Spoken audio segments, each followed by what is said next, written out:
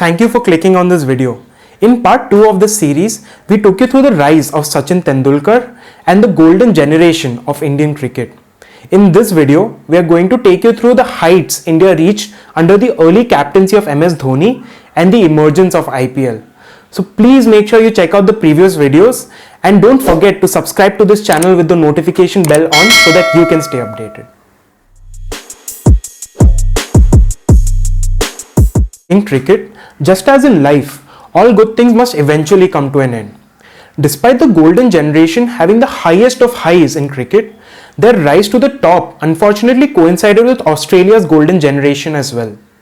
Where India had a batting lineup consisting of legends throughout, Australia had an entire team that was feared the world over.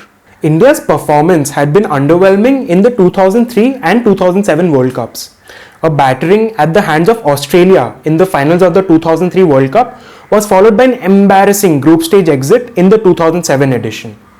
With the inaugural T20 World Cup approaching and the relatively new status of the format itself, the BCCI sent a young team without Sachin, Dravid and Ganguly. There were no expectations on the young team, which was led by an inexperienced Mahendra Singh Dhoni, given the terrible performance at the 50-over World Cup just months earlier. This was until Virat Singh turned heads around the world in a must-win game against England. He went on to smash England's golden boy, Stuart Broad, for 6 sixes in 1 over, generating an interest in the shortest format of the game that had never been seen before. After setting a target of 158 on the back of a brilliant 75 by Gambhir, India had Pakistan backed up against a wall at 77 for 6 before Misbah-ul-Haq brought them within reaching distance of the target. With Pakistan needing 13 from the last over, Dhoni made a shocking decision to give relatively unknown Joginder Sharma the ball. After hitting a 6 of the second ball, Misbah hit the third ball straight up in the air and Srishant took the catch. India had won. The victory sent the entire nation into a frenzy. India's improbable victory even generated the BCCI's interest in the shortest format of the game. This ultimately gave rise to the idea of the Indian Premier League. For the IPL, India's best were offered a status of icon players. Sachin Tendulkar for Mumbai Indians, Rahul Dravid for Royal Challengers Bangalore, Sourav Ganguly for the Kolkata Knight Riders. Virender Sehwag's status as icon player was granted after the Delhi Daredevils requested the BCCI to do so. VVS Lakshman declined the offer in order to enable the Deccan Chargers to spend more on other players. Yuvraj Singh, fresh from his Man of the Series performance at the 2007 T20 World Cup, was the icon player for Kings 11 Punjab. Mahendra Singh Dhoni, right after his tremendous leadership to win the T20 World Cup, went to the Chennai Super Kings. The teams were ready and the stage was set for the first edition. Despite the attention from the media and the frenzy of the fans, literally nobody expected what was going to happen next. They say you never get a second chance at first impressions, and the IPL certainly did not need one. Brendan McCullum introduced not only the IPL but T20 cricket as a whole to the world in a sensational fashion. In the very first game, he went on to make an unbeaten 158 from just 73 deliveries in one of the most iconic innings in T20 cricket history. The league itself never looked back. People who didn't follow the sport were standing up and taking a notice. It was prime time television at its finest. The drama, the excitement, and most of all, the sheer extravagance on display was unparalleled. It was more than just cricket. It was a cultural phenomenon. Soon, the television at home was not enough, and crowds started flocking to stadiums in huge numbers. It led to a drastic increase in revenue for the BCCI, which has massively improved the coaching infrastructure within the country. Earlier, anyone pursuing a career in cricket could barely make ends meet if they hadn't made it to the national team setup. Since the inception of the IPL and the massive upswing in revenue, lesser known players are getting more and more exposure. Their economic statuses have been steadily improving and they are now making a living through cricket. It has even inspired more parents to allow kids to take up cricket and sports in general as a career.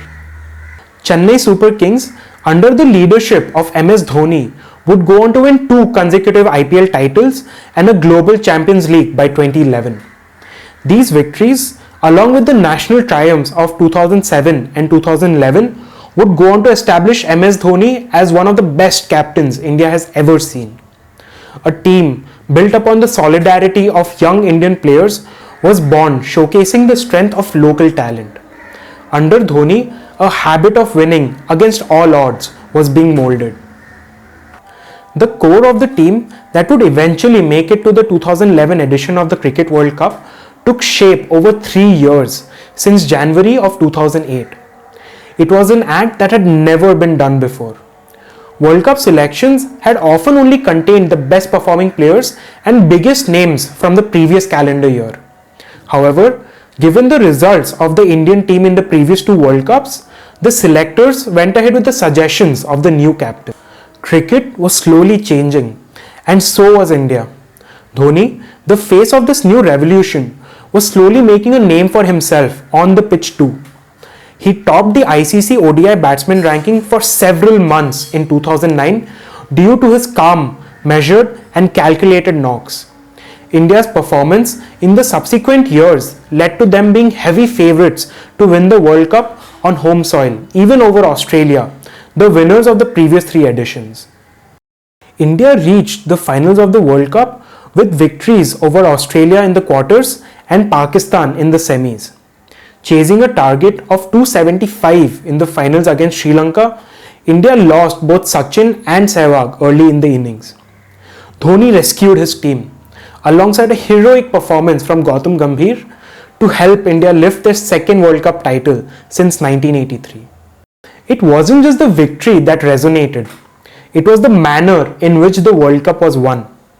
Dhoni scored an unbeaten 91, finishing the game off in style with a historic 6.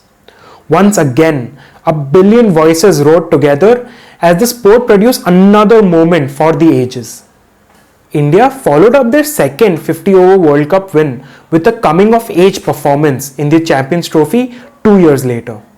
The exodus after the 2011 ICC Cricket World Cup saw many names come and go from the team. But with the victory in the Champions Trophy, everyone sat up and took notice of the emergence of youth in Indian cricket. It was a team that was winning those accolades, not individuals. Thank you so much for watching this video. In the last video of the series, we are going to take you through the emergence of Virat Kohli and the recent triumphs of the Indian cricket team. Please make sure that you like this video and subscribe to the channel with the notification bell on so that you can stay updated.